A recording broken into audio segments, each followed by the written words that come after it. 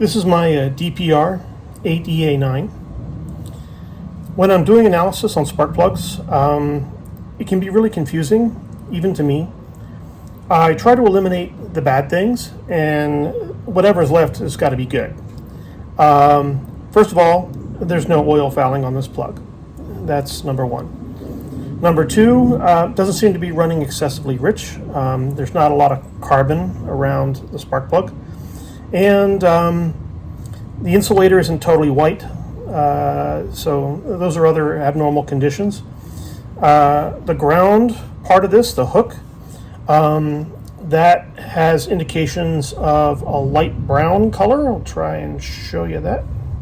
I don't know if we can zoom in on that, but if you catch it in the light just right, it has a light brown color to it. That's just about right. There are no weird colors running down the threads of the spark plug, like oil. That's usually a bad sign that your engine has lost its rings or something. And there's no real fouling on the spark plug. Yeah, it's starting to get eaten away a little bit, on the electrode there. So is it bad? No, not really.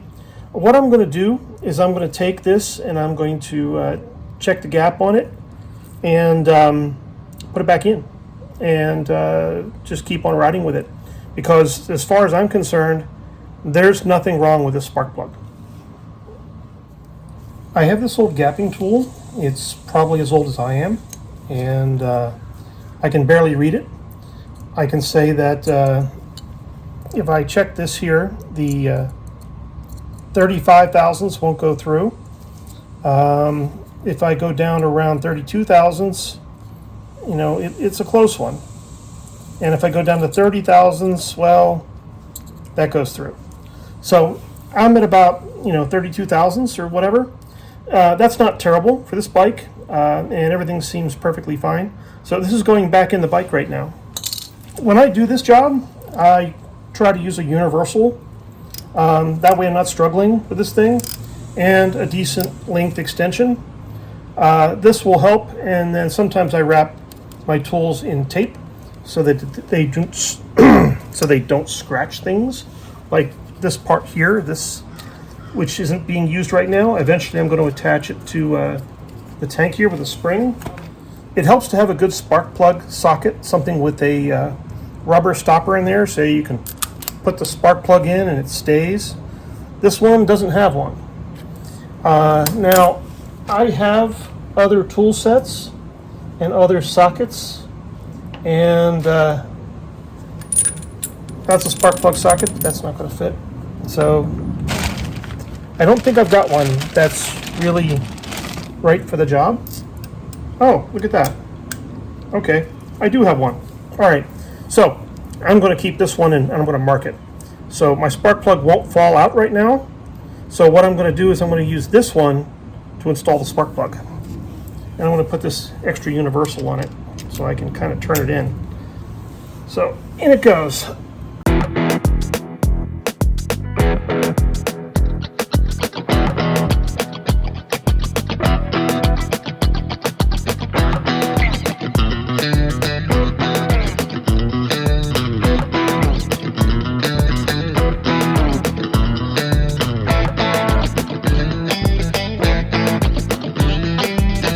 Eventually, Try and lick the end of this.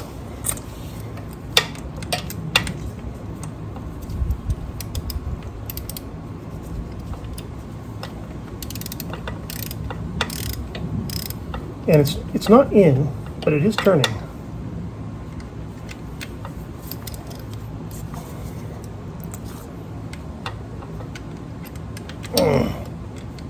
Just wet it just enough to get it to go in.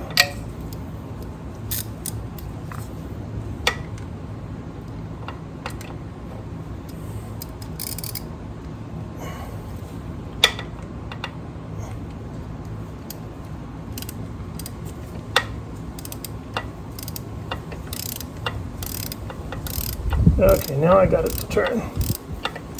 The universal socket is not all the way in there, but I'm going to pull out the socket, and I'll know that I've started the spark plug. So let's see if we get the socket out. Yeah, that's separated from the spark plug. So the spark plug has started. That's wonderful. So now I'm going to get the universal on it. We'll do the one without the rubber gripper. And the extension. It's an older extension, so it's a little rusty.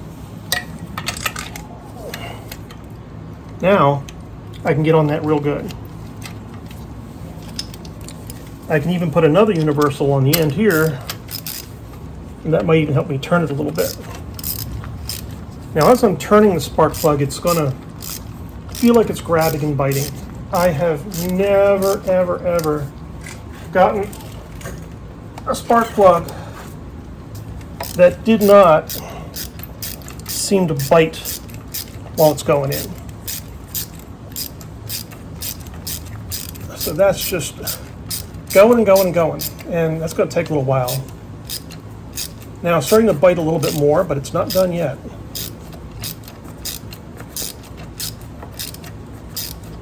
Yeah, I can feel the biting increasing. This takes about 60 seconds of this, and then I'll know I'm close.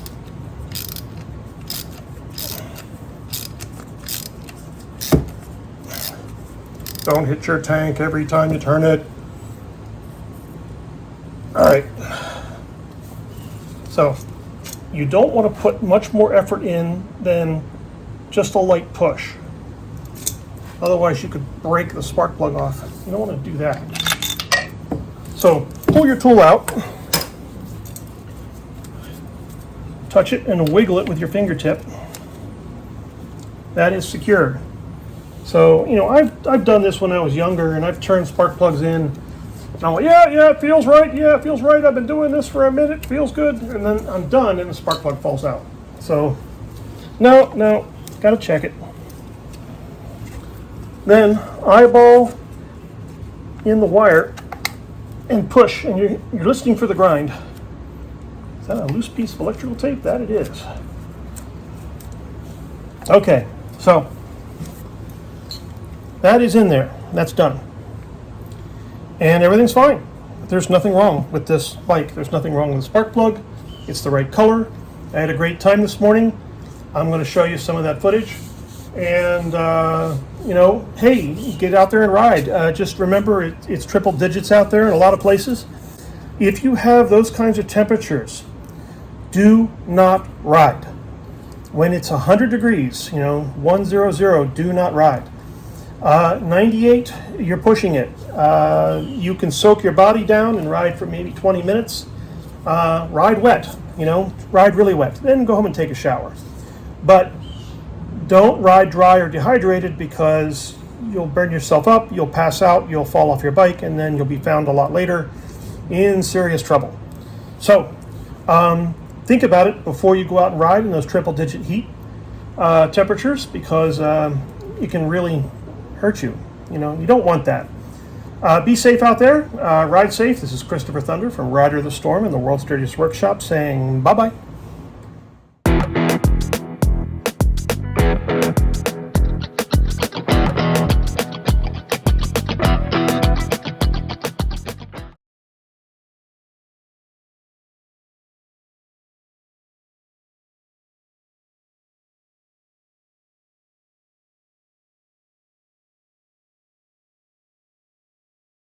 What the hell am I looking at? When does this happen in the movie? Now. You're looking at now, sir. Everything that happens now is happening now. What happened to then? We passed then. When? Just now. We're at now. Go back to then. When? Now. Now? Now. I can't. Why? We missed it. When? Just now. When will then be now? Soon.